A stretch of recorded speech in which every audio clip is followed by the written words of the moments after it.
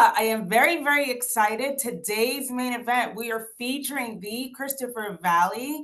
We're so excited to have you. Hi, Chris. How are you? I'm fine, thank you. Oh, wonderful, wonderful. So we will jump right in, just so everyone knows this might run a few minutes over, only because we did run a few minutes late. And we'll jump right in. Chris, can you tell me what brought you into the world of real estate? Yes, I didn't want to go to college for 4 years, and my grandfather used to be a real estate broker. So as a kid, I used to follow him around. So That is hilarious. after high school, I was in the nuclear power business. I worked at a nuclear power plant for 7 years, and then I was at the top of my job grade level, and I didn't want my 4% raise a year. I wanted to make way more, so I went and got my real estate license. Very cool. May I ask you one thing really quickly? So a part of your face is cut off. Can you tilt your camera down just a little more? Or a little bit up, and then we have it right there. Perfect. Perfection, perfection.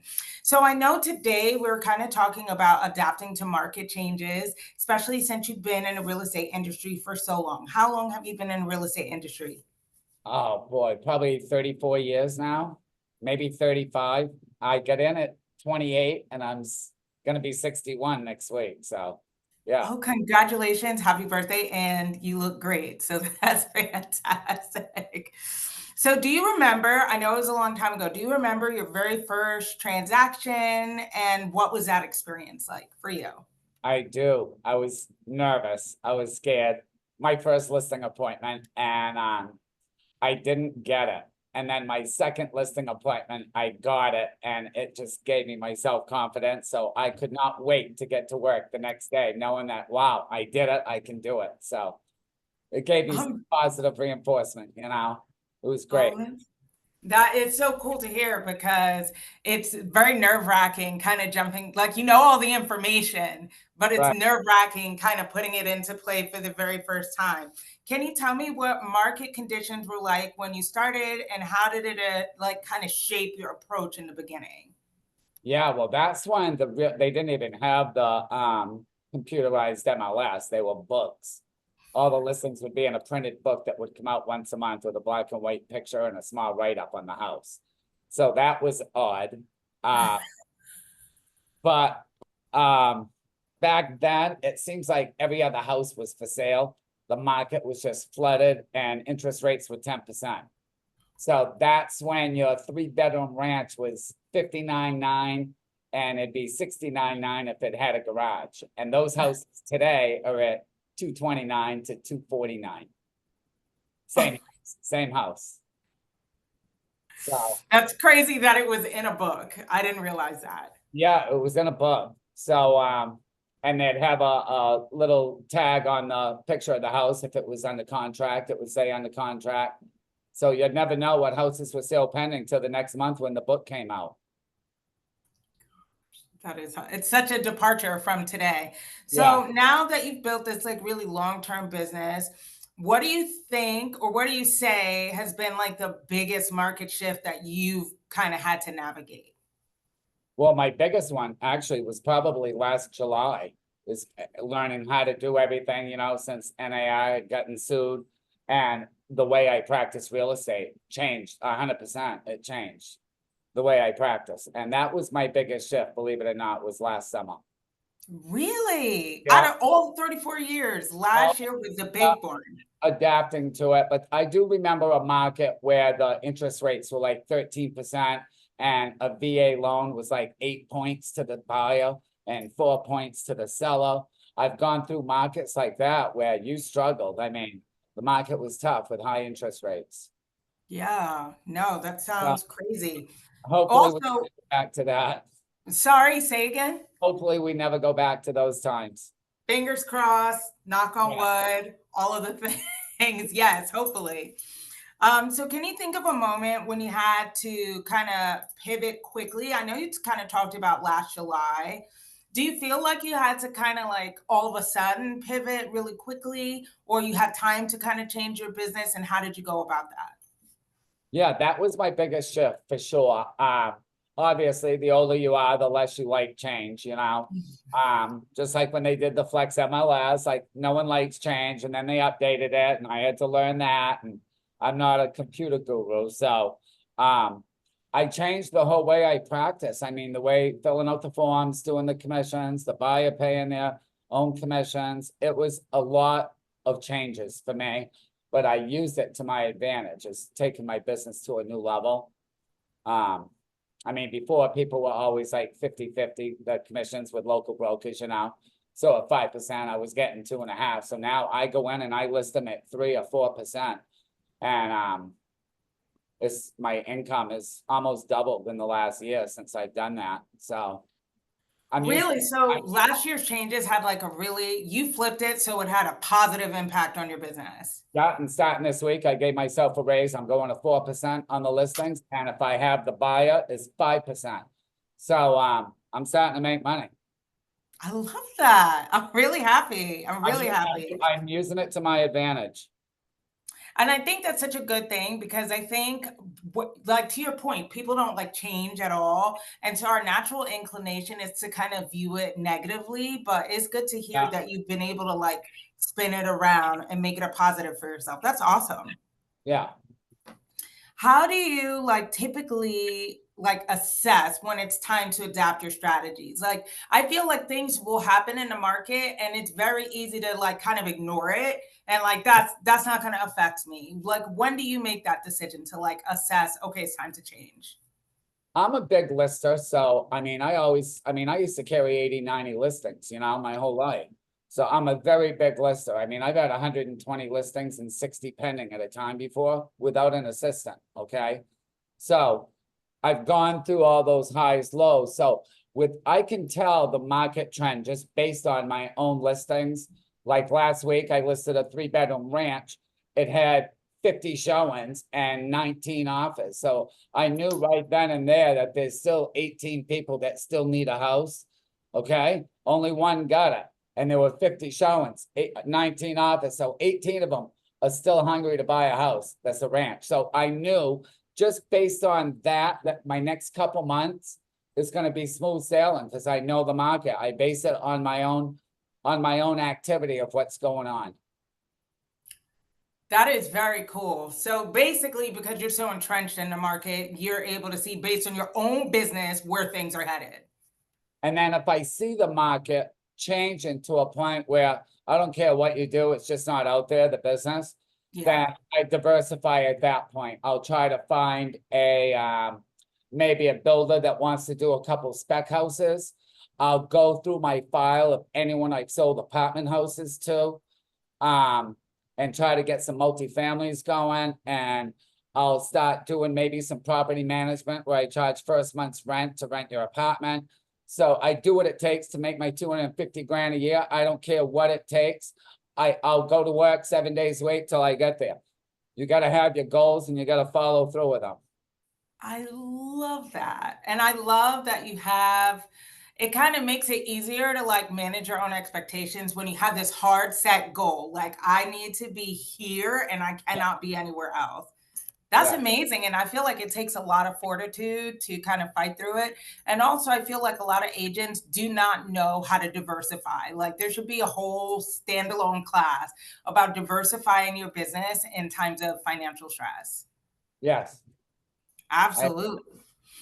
So, speaking of having these goals, right? You have a goal every year, and I love that. That's fantastic. What daily and weekly habits help you stay current and responsive to changes and keep you on track to your goal? every Monday morning, I always take an hour and I write out 20 personal note cards to people that I've done business with. I send thank you notes. If one of my clients' daughters hit a home run in a softball game and it's in the paper, I'll cut the article out, mail it to them with a nice note, congratulations. Um, I keep in touch with my people. I love that. Yeah, hi Lindsay. Thank you for saying that. I love that. And I think it's so cool that you stay in contact. Are there ever a time that you kind of, and this is not in our question repertoire, but I was thinking it, Like, you've done business for so long. Do you keep in contact with all of those people? Because that has to be thousands of people at this point. I don't, but I got my core like 300 that I do, that I keep in touch with. And a lot of it is people where I might not have even sold their house, but they might have got me 8 listings. You know what I mean? People that are my friends that believe in me, that give my name out to other people. So my circle of influence doesn't have to be a buyer or a seller. It could be someone that's in the community that's very well connected, that just always gives my name out. That's amazing. Yeah. And do you follow any certain like data sources? Are there any resources and tools over these 35 years that are like tried and true? They are a big part of my business. Not really. I follow the interest rates every week and the market trends like that. I pull up the MLS reports to see, if the average sale price is still the same in the area, and market trend as far as days on market. I try to stay abreast of all that. And if I look at it enough, I'll know when there's a major change, when it's time to start looking outside of the box. All right. And then my other question kind of goes along with that, kind of follows after that, is have you made any changes? So 35 years, you started here Yeah, where we were with the MLS in a book. Have you yeah, made any changes to like your tech advances that you've like yeah. adopted over time? Yeah, I do much more social media posts. I have 5,000 followers on my Facebook, so I use that a lot, and I get a ton of listings through my Facebook and my friends. And every time I get a new listing, I share it on my Facebook page. Um, right now the market's so good that I'm doing way less print. I'm actually doing none, because if you list a house and you price it right, you're getting 30, 40, 50 calls on it. So by the time a book comes out in a month, it's already sale pending, or the price is reduced, or it's already sold. So it's not even worth doing the print. I'm done with that. My other big thing is right now with the market, people are hot to, you have to have much quicker responses to your clients. You can't drag your feet 2 or 3 days and get back to someone. You need to stay on top of it right then and there, because they're getting in multiple office situations. You got to guide them. You need to stay on top of it and have extremely quick responses. You can't drag your feet. You have to stay on top of it. That's the difference in a hot market and not a hot market. You snooze, you lose. That's it.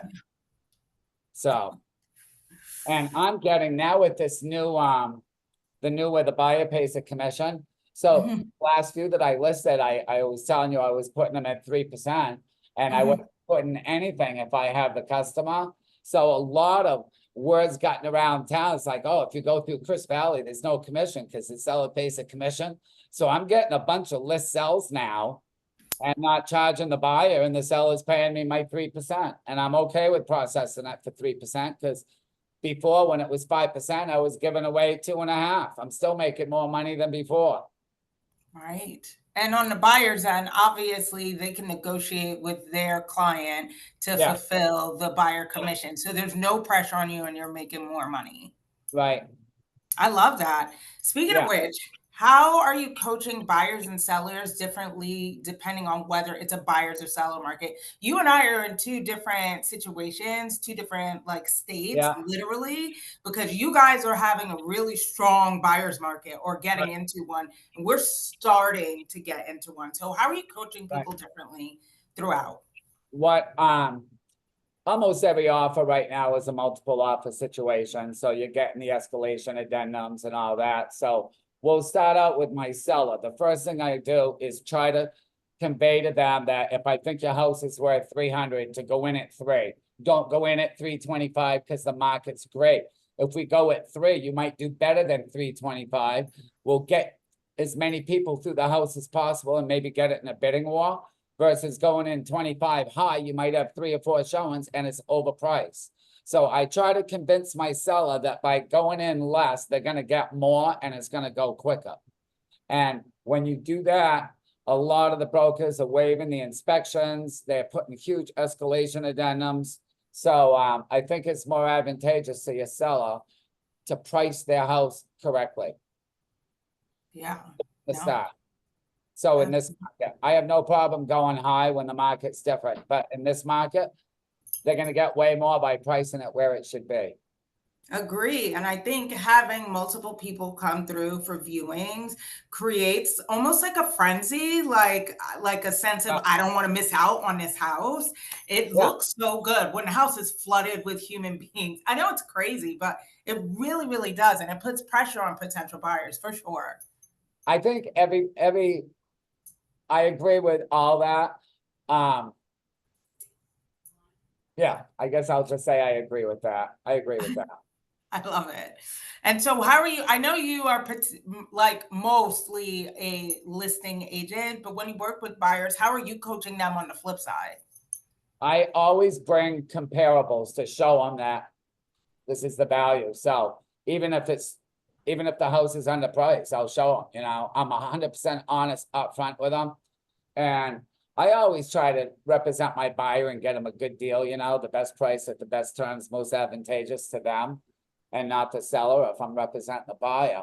But in this market, I also want them to get the house. I mean, and they want the house. So every case is different. But last week, the couple that I wrote, I mean, I educated them and said, look, I mean, there were 50 showings, there's 7 offers. How bad do you want the house? If you want it, you're gonna have to go in 5 or 10 grand more, maybe take your inspections down to 3 days or 0 days, or try to do an inspection tomorrow and we'll write the offer tomorrow night and not make it subject to inspections. Nip that in the butt on someone. I've done that a couple times in the last month where my buyers have done an inspection on a seller's house so that when they write the offer, they can write it without that as a contingency.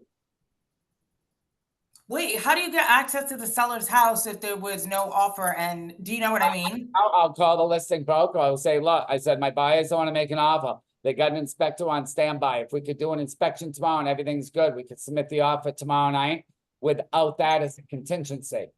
And most of them were like, heck yeah, we got 4 offers. They all have friggin' inspections. If you want to do that, put money into it right now before they have it, go do it. That is, you're right, Lindsay. That is a really, really good. It's something I never even considered before. That is a really, really great idea. So, what is one way that we talked about your pipeline before and how you like keep it full and the habits and things that you lean back on when the market is slow. What's a way that you keep your clients confident while there's uncertainty in the market? Jeez, I mean, I've gone through that at least 8 times where the market's gone up and down. I mean, you just got to be honest with them, show them your history. I mean, my clients, when they call me, I'm usually not going up against other brokers. They call and say, Chris, come list my house because I've been in it so long. So I'm gifted as far as that goes. But just be honest with them. Just be honest with them. You sell yourself, try to build confidence in the market. I know Yeah. it's a hypothetical question, but Yeah, no, for sure. I mean, it makes a lot of sense. Renee asks, how do you get your buyer to spend money on an inspection before they have their offer accepted? Like, what's that conversation like to put up $300, $400 without the confidence of putting an offer? well, if they want that house, I tell them, if you really want this house and you put the money up front round, you probably have a better chance than the others of your offer getting accepted. It's just a stepping stone to get to the finish line. That's it. It's a stepping stone to get to the finish line. And it might not be for everybody. So I can see where someone would question that. But me, if I wanted that house and there were 7 or 8 other people that wanted it, and the offers were due Friday at 5, and I could get an inspector in there tomorrow morning for my buyer, so I could write the offer without that as a contingency, I would be all over that. That is super smart. My other subsequent question is what is your conversation like after the fact if they do not get the house? Well, And that hasn't happened, so I hope I don't want to go there. I totally understand. I love it. It's tried and true. So it's been working for you.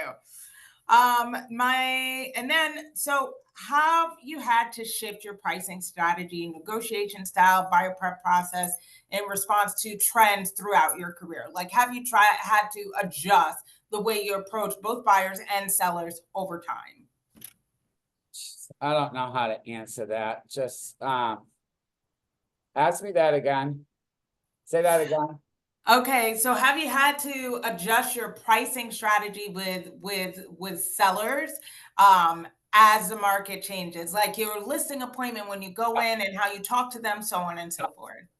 Yeah, I'm up front. I always go in with my comparables and I call every one of my clients every single week. So if I've gone like 2 weeks without a showing, like in this market, if a property doesn't sell, it's either price or lack of exposure.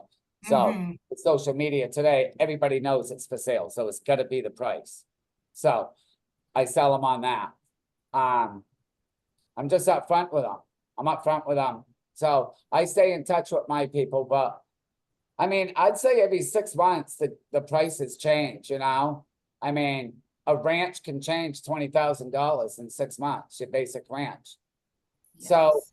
depends on the situation. I deal with each one as they come in. Absolutely. So I know you've had this longer career. I know you're a solo agent. I'm sure you've worked with other agents throughout. What's one mistake you see agents make when the market starts to change? One mistake that you see other agents make. Well, they get discouraged and some of the one mistake is they get out of the business, but I don't look at that as a mistake. I look at it as a blessing. I kind of like it once in a while. It was me and Stacy were talking about that the other day at our main luncheon that she came up for, and we were talking about that. She goes, you know, good thing about the market like this right now, she goes, it will weed out a bunch of people. There's too many brokers in the business. So Yeah, no, yeah, that's hilarious. A good thing for you. but when it changes, that's when you just got to get creative. Go to more community events. Don't spend your Mhm. time in the office. Try to see as many people in a day as possible. Give out your business card. Go take a past client to lunch. Let them know that you need some business, you know.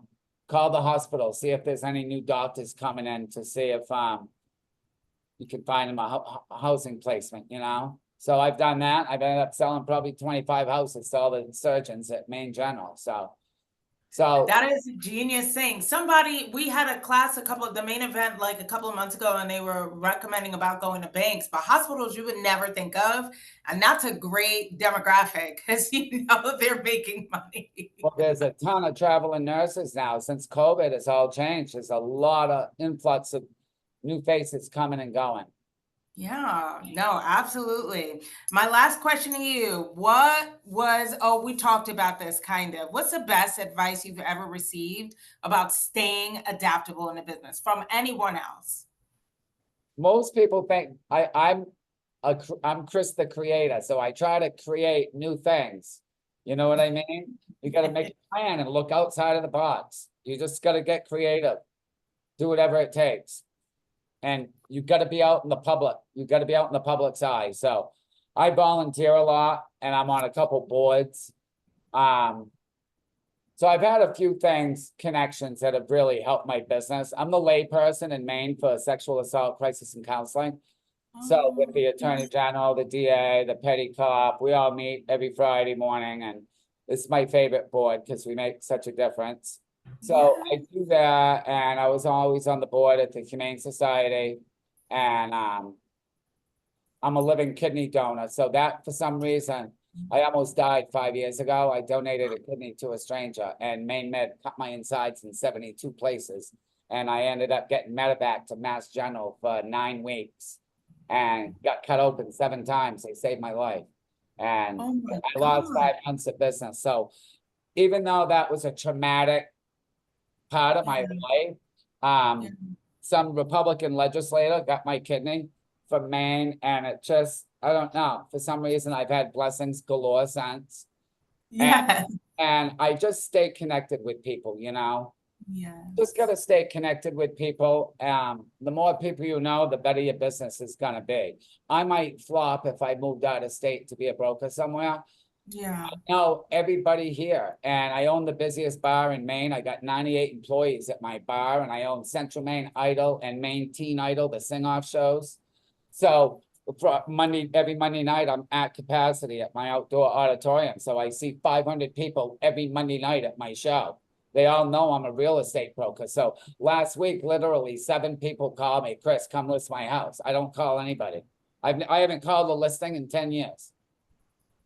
But that's another way things have changed, like when the real estate books were out and not computerized. I mean, that's when I would drive around Sundays. Every Sunday, I'd take 8 hours and I'd write down for sale by owner phone numbers that are on their signs on their front lawn. I'd look in the local newspaper for sale by owners, and you track down and build your business. Today, the brokers just sit in the office and wait for the phone to ring and pay more money on Zillow, which is so frustrating for me, to watch that, because I had to build my business and now you got to buy your business. It's Yes. a big difference. I mean, I did it the hard work way, and that's probably why I'm so successful at it, because I did it old school, You had to dig in deep and go create your business yourself. You didn't sit there and wait for it on a silver platter with duty time, and you get every call from whoever walks in for duty time, or you paid 6,000 more than I did for Zillow, so I go get the listing, but you're getting the call because you paid more money, which that's not fair either. No, But not at all. I've just seen a lot of changes. Yeah. So, That's awesome. This was such a great conversation. That was so much information really quickly. That's awesome that you own a bar. It's awesome that you own Maine Teen Idol. All of that is awesome. It's yeah. amazing that you donated your kidney. I'm sorry that you had a hard time with it. All of the emotions. Thank you so much for sharing, Chris. We really appreciate having you today. Well, This was such a great main event. I appreciate you, and this is my fifth office, and I'm telling you, I swear by Leah. I swear by it. She is so plugged in, Yes. her programs, everything, and that lady's going places, and I'm not. I'm sticking with her right to the end. I love this company. Absolutely love it. I love the tools she gives everybody. She cares. She shows she cares. And I feel like I'm welcome here, It's a beautiful, beautiful fit for me. I love that. You just gave me goosebumps because I feel the same way. I agree. Yeah, Stacey's a genius. I'm hanging on to her coattails, but yeah. And I'm grateful. I'm yeah. grateful. She's grateful to have me, but I'm as grateful to have her. I really am. I feel blessed to be part of this organization. So in the next few months, when I slow down going into fall, I'm going to go on a massive recruiting bin for her and try to grab her another 10 or 20 good ones. But I fully believe in this company, and I really love it. And I'm proud to tell people that I'm with her. It's great. Love that. I Yeah. love that. And she's gonna see this video and be so happy that you said Ah, that. oh, God. Thank, Okay. thank you so much, Chris. Thanks All right. everybody for joining us. Have a wonderful day. Bye, Chris. Nice meeting you. Bye.